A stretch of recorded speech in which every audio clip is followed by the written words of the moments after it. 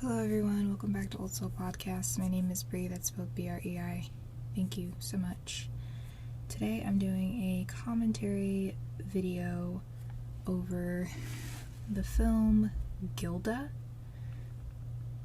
This is considered a noir film, and while I don't think it shows a representation of noir in terms of the detective, hard-boiled aspects of noir, it does have a lot of the same technical, stylistic, aesthetic feelings and vibes that noir really encompasses. And the Google definition of noir is as follows: film noir is a cinematic term used primarily to describe stylish Hollywood crime dramas, particularly those that emphasize cynical attitudes and sexual motivations.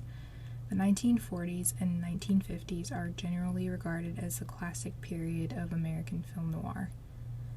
And then another definition to simplify this, but in similar terms: a genre of crime film or fiction characterized by cynicalism, fatalism, and moral ambiguity. So pretty similar, two different examples or terms as summarized by Google. Disclaimer: anytime you are talking about older films, specifically 1930s, 40s, 50s in general, even now sometimes, there's going to be racism, sexism, and a lot of homophobia among so many other things. I wanted to note this because as a black woman who has grown up in American society or in the world in general, it's almost like you can never escape any of these forms.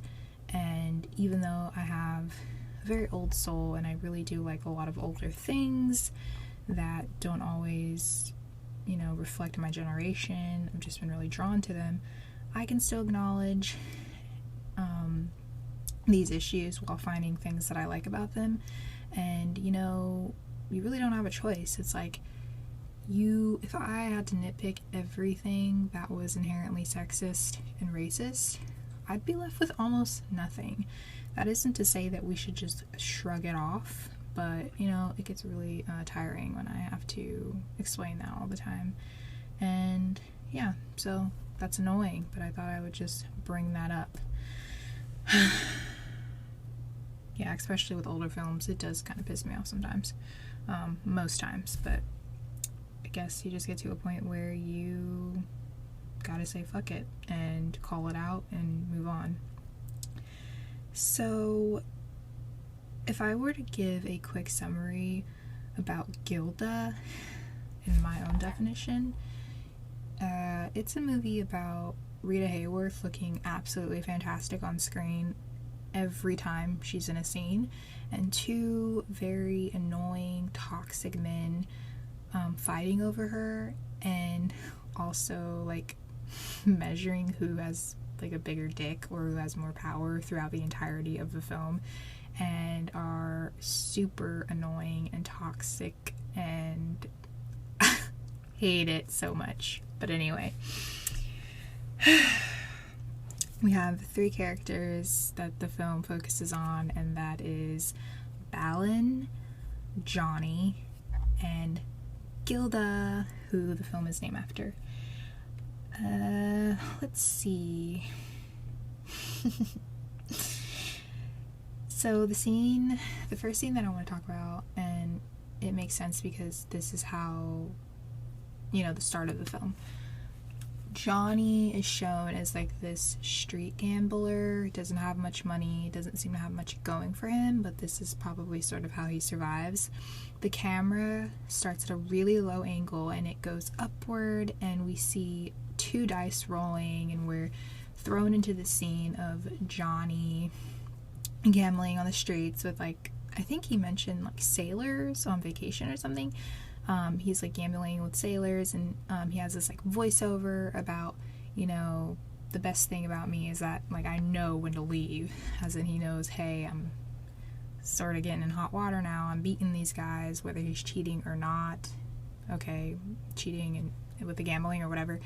He leaves, and then we get this scene of him walking down an alley, and some random dude shows up with a gun. I think the gun was pointed at his back, and, you know, he's like, give me the money.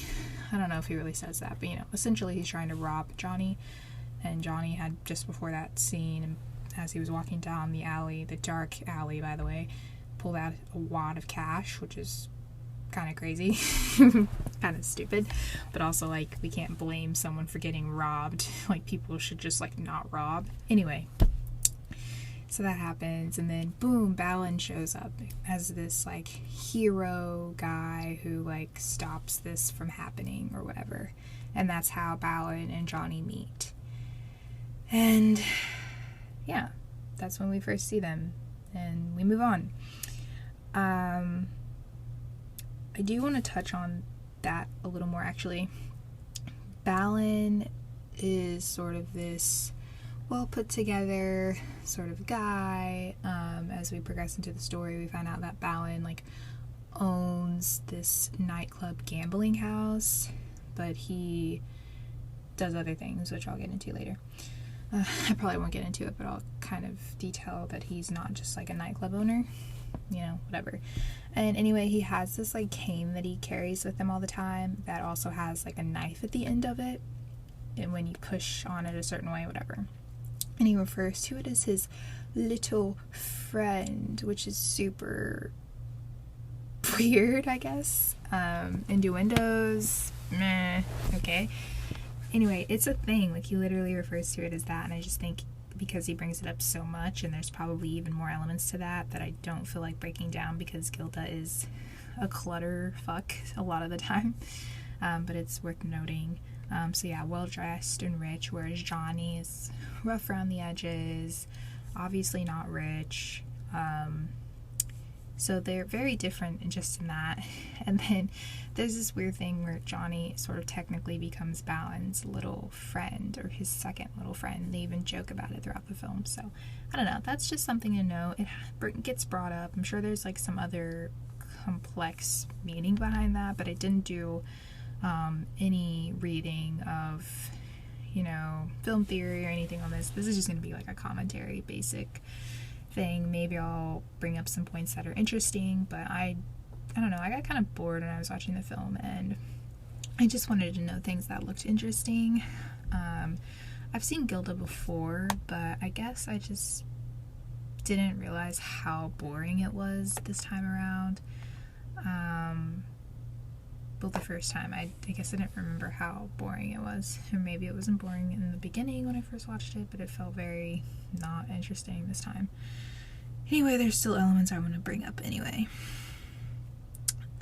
So yeah, they meet, and then Johnny and Balin start doing, like, business together, where Johnny just kind of becomes his right-hand man, you know, working at the nightclub, pretty much being Balin's bitch, doing whatever Balin wants him to do and getting paid to do it. And what better place for him to work at than a gambling house, considering Johnny knows all that shit, right?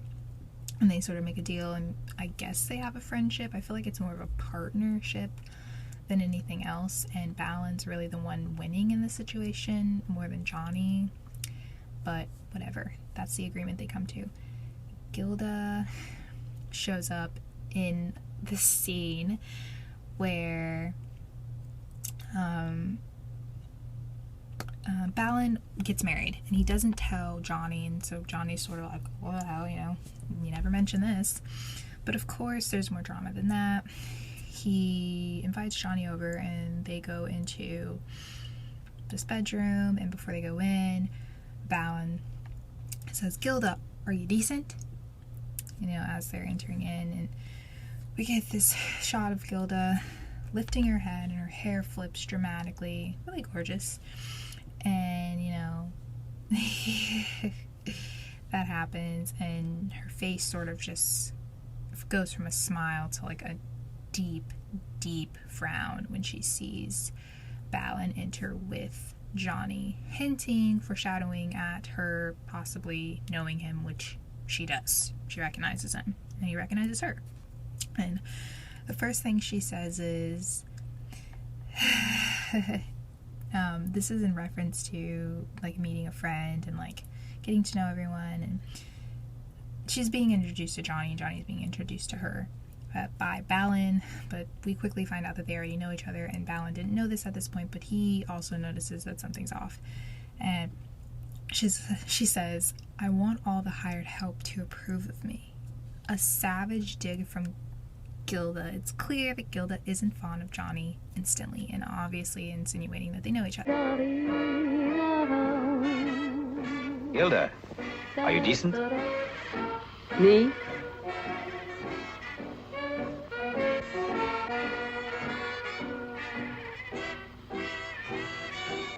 That was a line, really great piece of dialogue. I had to add it. I was like, wait, what did she just fucking say? Wow. It was great. I'm laughing just thinking about it right now. So clearly Gilda is given this role of femme fatale, and I have somewhere, femme fatale is defined by Google as an attractive and seductive woman, especially one who is likely to cause distress or disaster to a man who becomes involved with her. And that's exactly the role that Gilda plays in this. And if you know noir, you know femme fatale, blah. Sort of like a Black Widow, a spider weaving their web and the men get caught in it. Okay, whatever. But I find her very witty and calculated and funny and obviously gorgeous. But this is definitely the role that they're carefully crafting to put Gilda in, and the men are also putting her in as well. Before she even gets a chance to be anything else, that's what she's put into as soon as she enters this film. Her dress being off the shoulder, we get a scene at some point with her leg as she's putting the stocking on, stuff like that. Yeah, interesting. And we go into Balin after this sort of situation where they're introduced to each other, and he even brings up to Johnny, like, wow, you guys say the same statements and you sort of act the same, and my wife doesn't really like you. That's kind of weird. Clearly it's sort of like not a coincidence that this is happening, and he is grasping onto the situation very quickly. We are to assume that they're ex-lovers.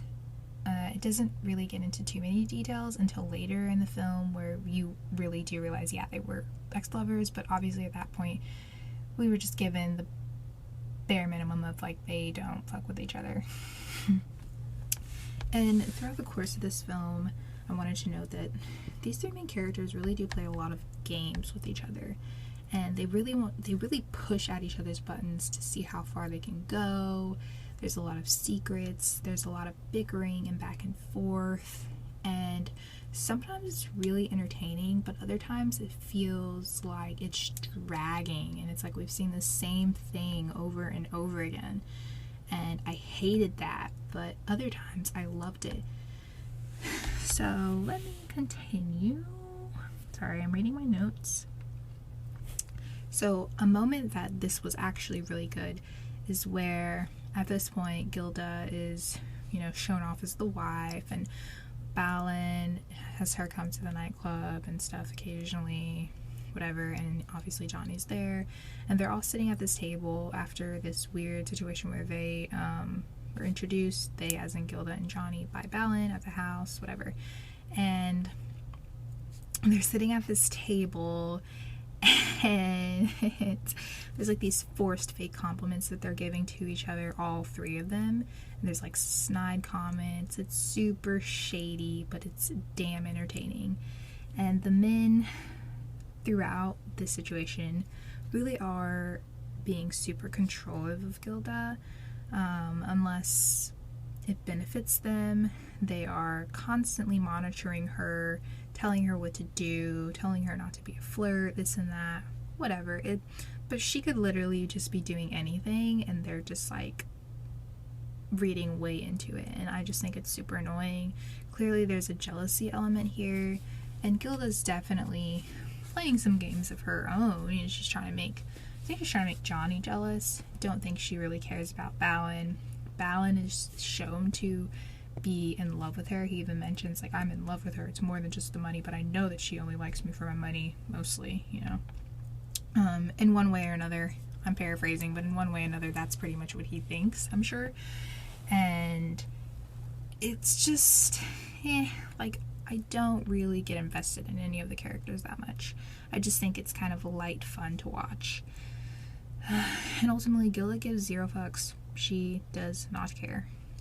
But then she does when she starts to realize that she's falling for Johnny again, which is a whole dramatic thing. But again, I don't feel like the film earns that from its viewer, and so it feels very rushed, and I just feel like I want to turn it off sometimes.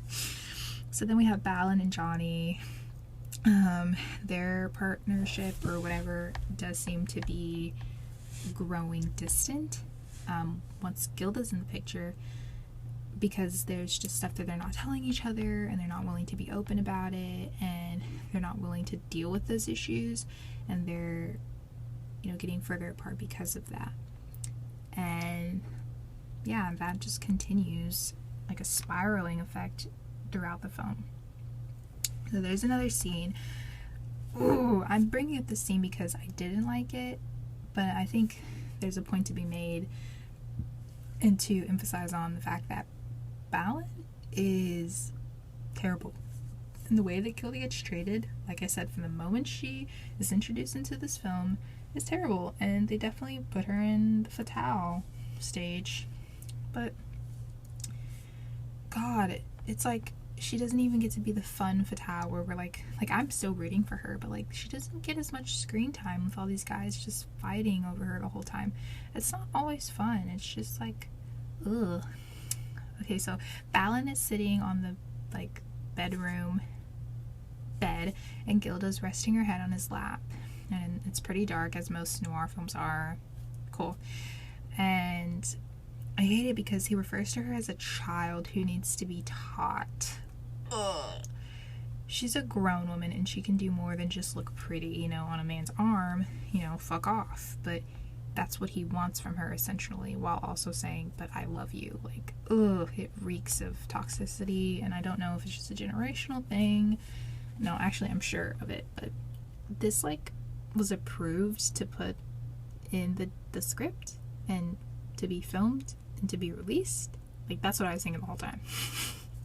Overall, they are threatening each other and sort of warning each other to not let anything become of Gilda and Johnny's past relationship. Like, Balin's pretty much putting it out there, like, he knows, and this is his subtle warning of, like, don't, you know, swerve off the pavement, you know. Yeah, and it's scarier almost in the way that he says it. Instead of being as upfront about it, he gets to the point, but he says something like that. She needs to be taught. Ugh, I hate that. Ugh. And yeah. So yeah, again, I noted in my notes, it's a little slow and a bit boring at this point, and I feel like the plot is clustered. And I feel like where the clustered part is coming from is that I'm really honing in more on the dynamics of these relationships and these characters. And there's a whole other subplot where Balin and Johnny are like being observed by this like cop who's posing as like one of their employees, but he never actually gets involved in any of the stuff going on. And Johnny even notes, like, you know, I noticed you don't drink, you don't gamble, you know, why are you here? And he states, oh, well, it's because, you know, it's good entertainment, but that's not really why. He's a cop, and we find that out later. And there's this whole subplot of Balin being a part of the cartel and like monopolizing stuff, and clearly he's dabbling in more than just like the gambling within that space and selling alcohol and fun or whatever. It's just, a lot on top of all this craziness with these men acting weird with Gilda. And I don't know how I feel about it. Like, usually with noir, with like the detective crime cop thing, it works really well because that's like the center of the plot, and it tells us like this really interesting sort of mystery crime story, even if we already suspect who it is, right? Who the person who committed the crime is. But in this film, it feels like that's an afterthought and otherwise thrown in to feel like noir. And noir isn't just the storyline, it's very much all-encompassing. The feel, the color, and color, I mean lack thereof, like the shading, shadowy, smoke, cigars, symbolism, stuff like that. That's very much what it is. But like I said before in the beginning, there's not that hard-boiled element and like, you know, Bogart detective feel. It just feels half-assed. Like, I feel like they should have just picked one plot. And even in like the other noir films that I've seen, they've been able to balance the detective aspects and the lovers quarrel, you know, thing very well. I don't know why this one wasn't able to, but I just don't like it. Okay. Yeah, it wouldn't be noir without a cigar scene, which is something I noted in my notes, obviously, while I was watching the film. There's a few times where, you know, they have a cigarette and they're blowing it and you see the smoke foggy. It looks so great on screen with the dark lights. It's awesome. And the dramatic like fights that go on and the sounds. Yeah, so those are really interesting elements that happen a few times in the film. And I noted that Johnny and Balin both suck because they do. Toxic energy everywhere, I'm telling you. Okay, so Johnny and Gilda get back to Balin's home. Okay, they're at the home and at the nightclub a lot. Okay, those are like the main settings. And this is at some point where Gilda like sneaks out at like early in the morning. I want to say like 5 a.m. I don't know why I'm thinking that number, but she sneaks out and her and Johnny come back. He's like dropping her off back at the house, and they lie and say they were swimming, and clearly they were not swimming, but they also weren't doing anything. She just showed up at a nightclub singing, put the blame on Mame. Okay, and that becomes like a whole thing because clearly it looks like they probably were doing something, and we have, you know, suspicion, jealousy already, but there's really no proof, and we know as the viewer that nothing happened, but Balin's suspecting that something happened and insinuating it. And Gilda leaves at some point, and when Johnny's about to leave after dropping her off or whatever, Balin argues with him and he says, "Did you teach Gilda how to swim, Johnny?" He's clearly angry and, like I said before, insinuating more. And there's a shot of this really cool shot within this scene. There's this shot of Balin's entire body nearly showing up as a shaded figure, taking up a good amount of the frame on the far right side. But Johnny is about in this ajar door where he's about to leave, and he's flooded with light, so you can see him very well, but when it comes to Balin, you just see his outlined figure it's really dark, but you can still see him clearly with the outlined figure. And Johnny, flooded in light, he's much smaller in the frame in comparison to Balin, and it's like Balin has this control, it's his space, and he's angry, and you were with my wife, and blah blah blah. But it's sort of the film reiterating what's going on in the story. And Balin does have a lot of the power, but that does start to drift. But anyway, I just think that's interesting. And Johnny's not taking much of the frame at all, but he's leaving, and eventually he's not in frame at all, and it's just a closed door on Balin. But before he leaves, he says, "I taught her everything she knows, Balin. Does that satisfy you?" The dialogue sometimes is really good. The banter and the back and forth is pretty pristine. I gotta give it to them. That scene was everything.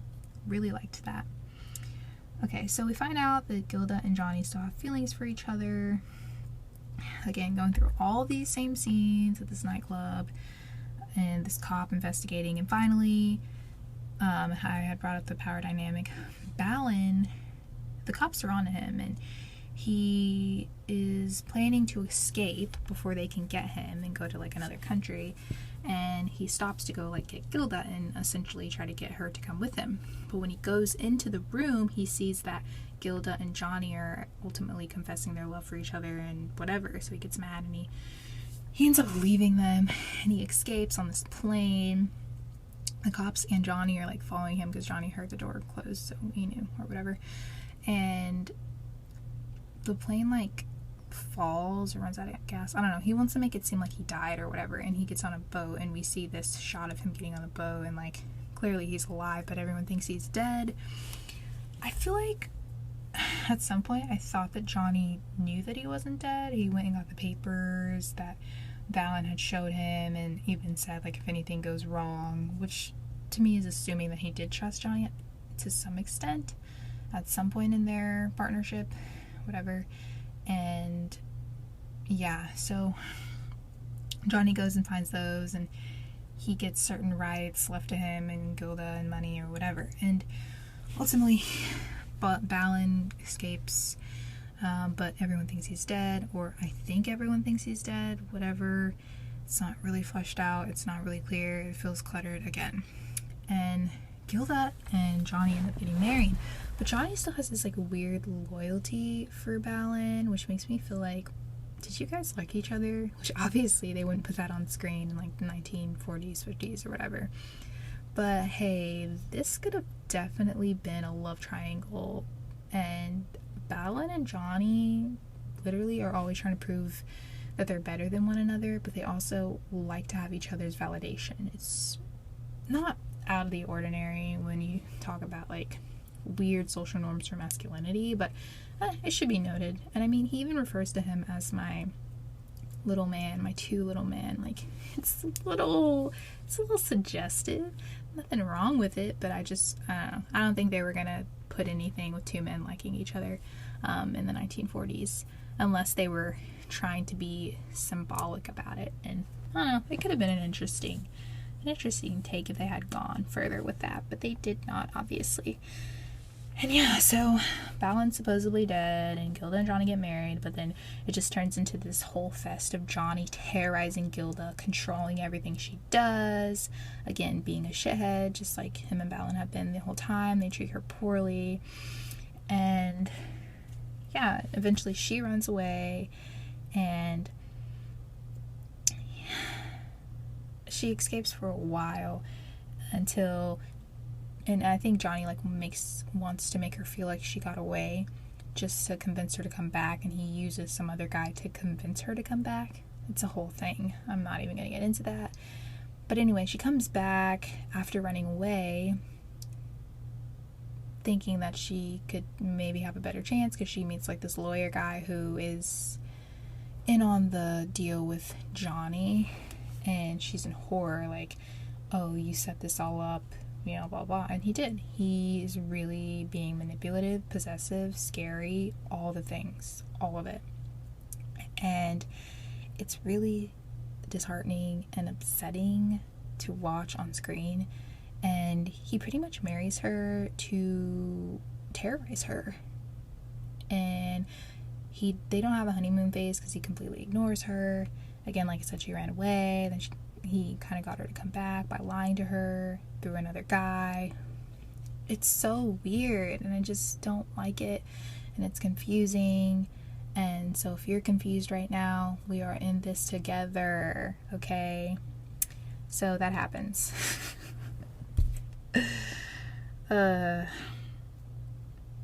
So what does Gilda do when she gets back, and after all this bullshit she's going through with Johnny? She sings, and she sings Put the Blame on Mame again,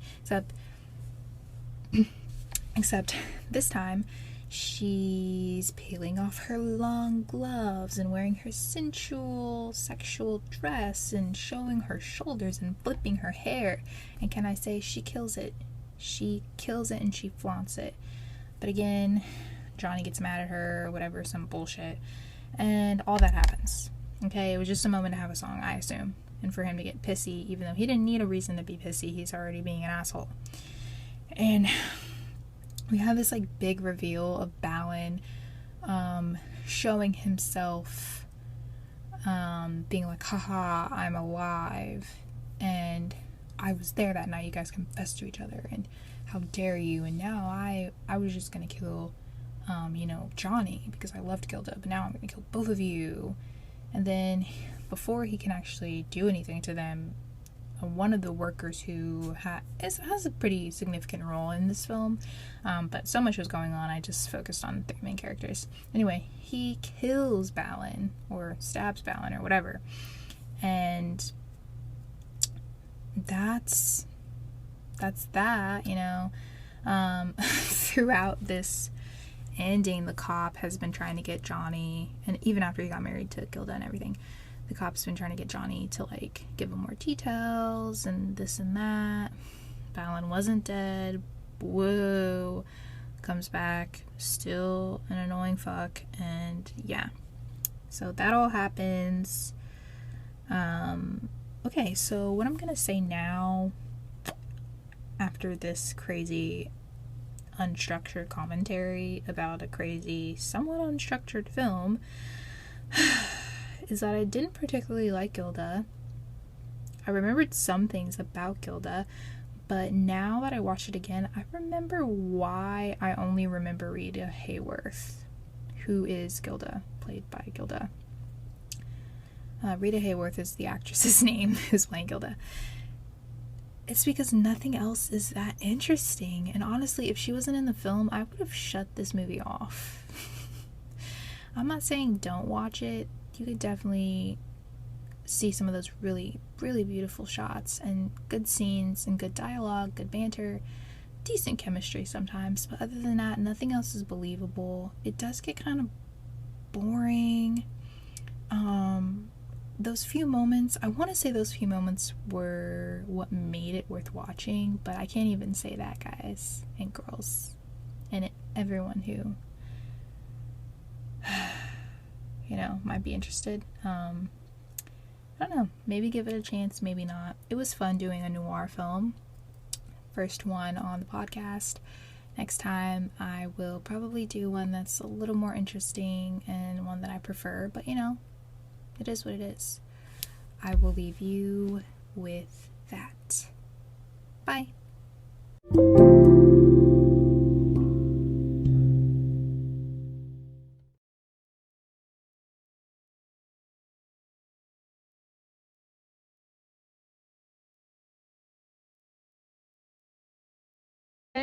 That old Mother Nature was up to her old trick. That's the story that went around, but here's the